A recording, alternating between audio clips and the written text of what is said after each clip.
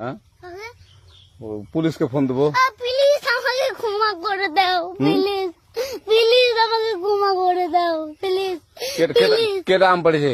ওই যে ফারুককে ধরে নিয়ে আসেন, ওয়ে জিরাচ্ছে, আমি জিরাই নাই, প্লিজ। ওই আমটা তুল, আমটা তুল, আমটা তুল। কোনটা আম? হ্যাঁ এই যে এই যে আম, আরে এই যে এই যে আম, এই যে আম, এই যে এই যে আম, ওরা জিরে দিছে, আপনি জিরে নেই, প্লিজ। তো একটু দূরে টাড়া, দূরে টাড়া, কি ওখানে টাড়া। এখন কি করছিস তো?